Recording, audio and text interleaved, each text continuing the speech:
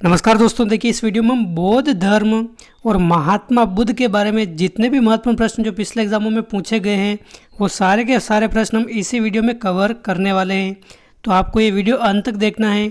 और देखिए आगे आने वाले एग्ज़ाम में अगर इस टॉपिक से कोई प्रश्न आएगा तो पूरी संभावना है कि इसी वीडियो से आपके क्वेश्चन वापस आएगा, क्योंकि देखिए अधिकांश प्रश्न यही वापस घुमा फिरा कर रिपीट होते रहते हैं। तो ये तो आपको कम से कम आने ही चाहिए। और देखिए जैन धर्म के बारे में भी हमने एक अलग से वीडियो पहले देख लिया है, वो भी आप जाकर देख सकते हैं। महावीर स्वामी और जैन धर्म के बारे में जितने भी अपने महत्वपूर्ण फैक्ट बन सकते हैं वो हमने अलग से वीडियो देख लिया है, वो भी जाकर आप देख सकते हैं। उसकी लिंक भी मैं आपको डिस्क्रिप्शन में दे दूँगा, वहाँ पर क्लिक करके आप जैन धर्म भी आप विस्तार पूर्वक पढ़ सकते हैं। पिछले एग्जामों के जो भी प्रश्न हैं मैंने आपको काफ़ी विस्तार से करवाए हैं। तो देखिए अगर पहले प्रश्न की बात करें, ये सारे प्रश्न अपने 2 से 3 बार अपने अलग अलग प्रकार के एग्जाम में रिपीट हो चुके हैं और बार बार यही प्रश्न घुमा फिरा कर पूछे जाते हैं। तो देखिए अगर पहला प्रश्न देखें, ये कि काफ़ी बार एग्जाम में पूछा गया प्रश्न है, महात्मा बुद्ध का जन्म कहाँ हुआ था? तो क्या हो जाएगा इसका आंसर? तो देखिए महात्मा बुद्ध का जन्म अपने नेपाल के कपिल वस्तु के अपने लुम्बिनी में हुआ था। तो ऑप्शन फर्स्ट हो जाएगा इसका करेक्ट आंसर। लुम्बिनी अगर पूछा जाए कहाँ है अपने, तो ये अपने लुम्बिनी नेपाल में स्थित है। यहाँ पर अपने महात्मा बुद्ध का जन्म होता है। और देखिए अगर पूछा जाए महात्मा बुद्ध का जन्म किस वर्ष हुआ था, तो देखिए कब हुआ था महात्मा बुद्ध का जन्म? 563 ईसा पूर्व। 563 ईसा पूर्व अपने वैशाख पूर्णिमा के दिन, वैशाख शुक्ल पूर्णिमा के दिन इनका होता है जन्म अपने महात्मा बुद्ध का। और इनका बचपन का नाम अगर पूछ ले तो बचपन का नाम क्या था? अपने सिद्धार्थ इनके बचपन का नाम था। किस कुल में इनका जन्म हुआ है? तो अपने शाक्य कुल में इनका जन्म हुआ है। और इनके अगर पिता का नाम पूछ ले तो पिता का नाम क्या था अपने? ये अपने शुद्धोधन इनके पिता का नाम था। इतनी सारी बातें आपको ध्यान रखनी है, ये सारी की सारी बातें पूछी जा चुकी हैं। अपने वैशाख पूर्णिमा इस दिन अपने बुद्ध पूर्णिमा के दिन बुद्ध पूर्णिमा के रूप में मनाया जाता है। तो गौतम बुद्ध का जन्म अपने 563 ईसा पूर्व में हुआ था अपने लुम्बिनी नेपाल में। तो ऑप्शन 2 हो जाएगा इसका करेक्ट आंसर। अगला प्रश्न है, एशिया का ज्योतिपुंज किसे कहा जाता है? तो देखिए एशिया की रोशनी आ जाए या फिर द लाइट ऑफ एशिया आ जाए या फिर एशिया का ज्योतिपुंज आ जाए, ये सभी अपने गौतम बुद्ध के नाम है। गौतम बुद्ध को अपने एशिया की रोशनी के नाम से जाना जाता है। तो आपको ध्यान रखना है, ऑप्शन 2 हो जाएगा इसका करेक्ट आंसर। महात्मा बुद्ध या फिर गौतम बुद्ध को अपने एशिया की रोशनी कहा जाता है। अगला क्वेश्चन है अपने, बौद्ध धर्म ग्रहण करने वाली पहली महिला कौन थी? तो देखिए क्या हो जाएगा इसका आंसर? बौद्ध धर्म को सबसे पहले ग्रहण करने वाली पहली महिला अपने थी महाप्रजापति गौतमी। ये अपने महात्मा बुद्ध की पत्नी थी। ये इन्होंने सबसे पहले बौद्ध धर्म ग्रहण किया था। तो अपने ऑप्शन 3 हो जाएगा इसका करेक्ट आंसर, महाप्रजापति गौतमी। अगला प्रश्न है, बोध गया कहाँ स्थित है? तो देखिए बोध गया कहाँ स्थित है, क्या हो जाएगा इसका आंसर? तो देखिए बोध गया अपने ये बिहार में स्थित है। ऑप्शन 3 हो जाएगा इसका करेक्ट आंसर। और देखिए बुद्ध को अगर देखा जाए तो सबसे पहले ज्ञान अपने यहीं पर प्राप्त हुआ था। और देखिए ज्ञान प्राप्ति के बाद इन्होंने सबसे पहले अपना प्रथम उपदेश कहाँ दिया था? अपने सारनाथ में इन्होंने सबसे पहले उपदेश दिया था। तो आप ध्यान रखें, बोध गया अपने बिहार में स्थित है। सबसे पहले अपने ज्ञान कहाँ प्राप्त हुआ था? ज्ञान यहीं प्राप्त हुआ था। और सबसे पहले उपदेश अपने सारनाथ में दिया था। सारनाथ अपने वाराणसी जिले में उत्तर प्रदेश में स्थित है। तो अपने बोध गया तो अपने बिहार में स्थित है, आप ध्यान रखें।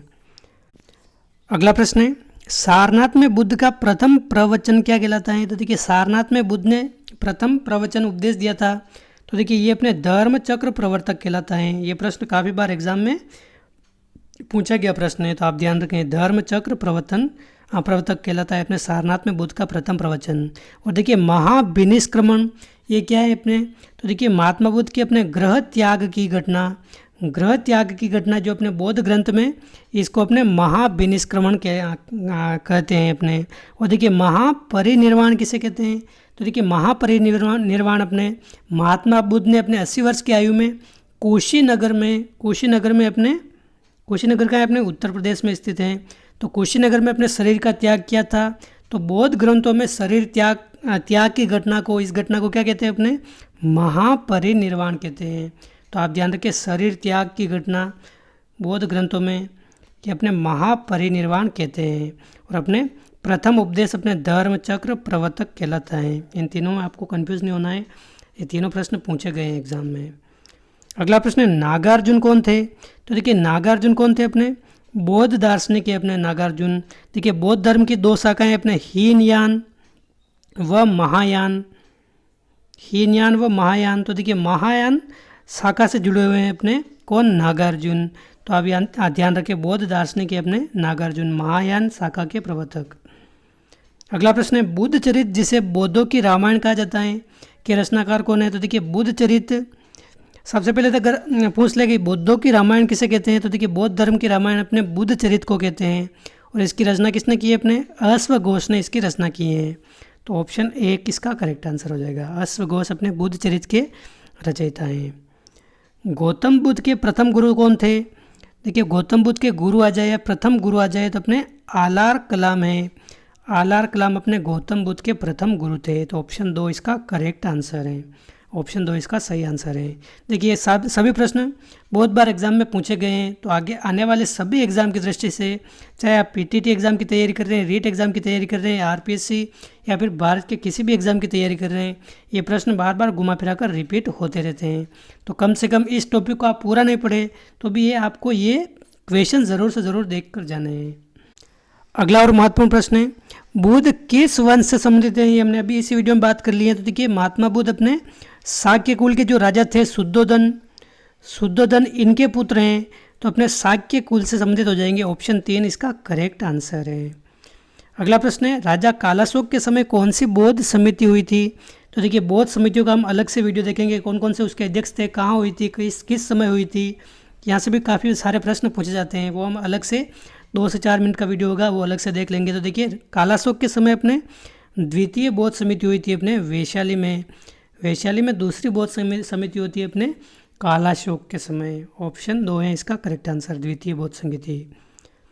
किस बौद्ध संगीति के उपरांत महायान संप्रदाय का उत्कर्ष हुआ था? तो देखिए महायान संप्रदाय अपने चतुर्थ बौद्ध समिति, ऑप्शन 4 हो जाएगा इसका करेक्ट आंसर। चौथी बौद्ध समिति अगर देखा जाए तो कहाँ आयोजित हुई थी अपने?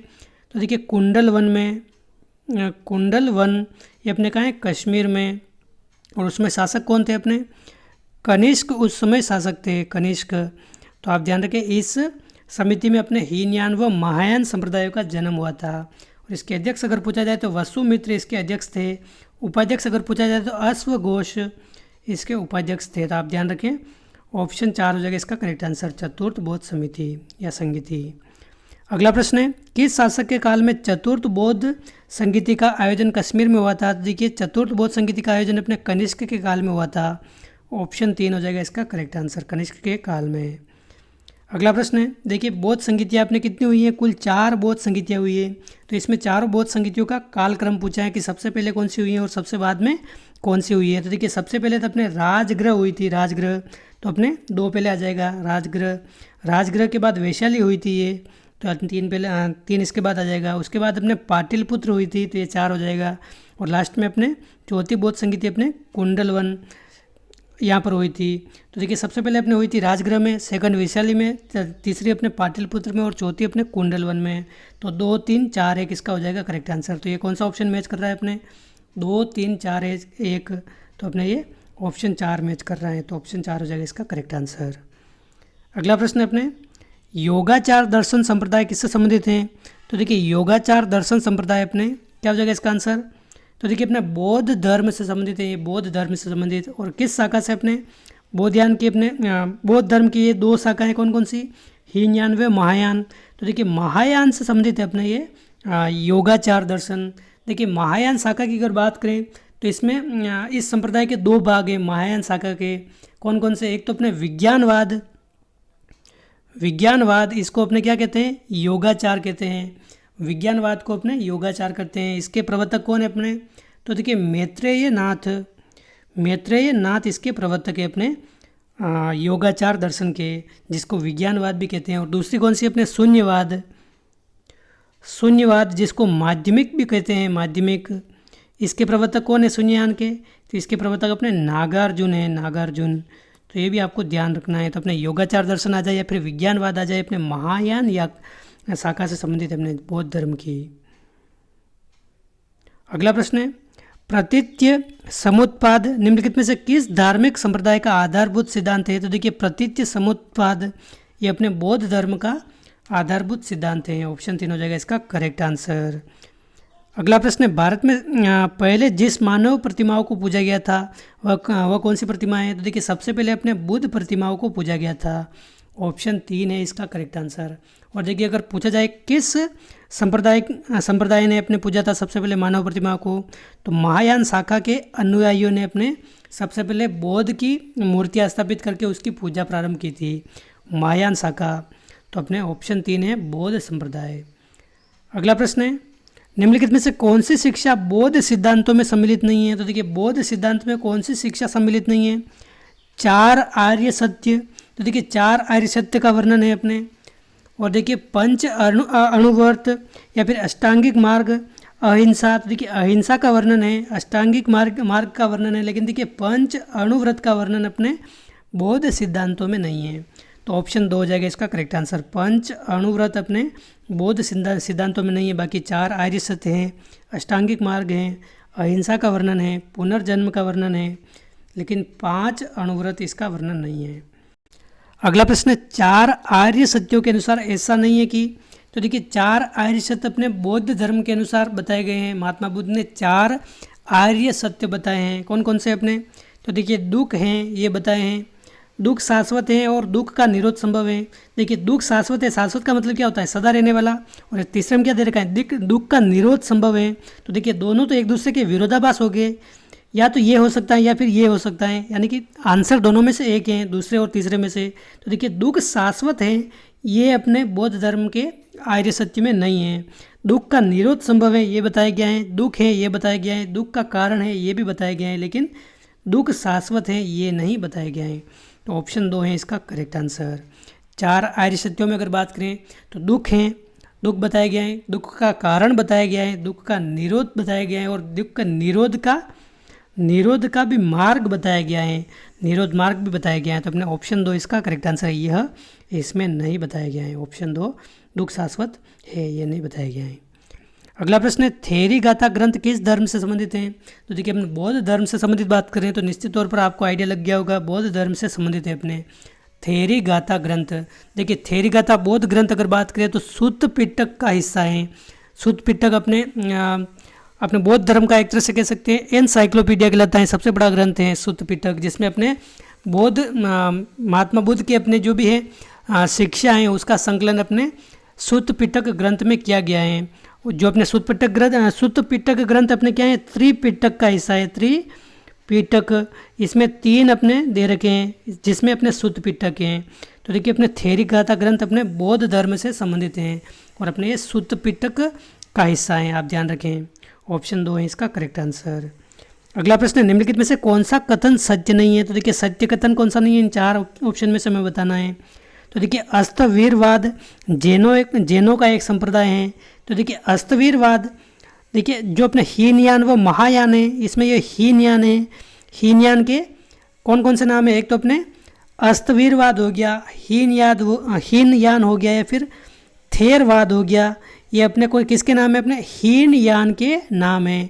तो देखिए अस्तवीरवाद अपने हीनयान का दूसरा नाम है। तो ये अपने जैन का भाग नहीं, अपने बौद्ध धर्म का भाग है। तो ये पहला ऑप्शन है अपने गलत हो जाएगा, यह सत्य नहीं है। बाकी देखिए निकाय ग्रंथ बौद्ध धर्म से संबंधित है, बिल्कुल सही है, एकदम करेक्ट आंसर है। आरंभिक बौद्ध ग्रंथ पाली भाषा में लिखे गए थे, तो ये भी करेक्ट आंसर है। अगर पूछा जाए बौद्ध ग्रंथ अपने किस भाषा में लिखे गए हैं अपने आरंभिक, तो पाली भाषा में लिखे गए हैं।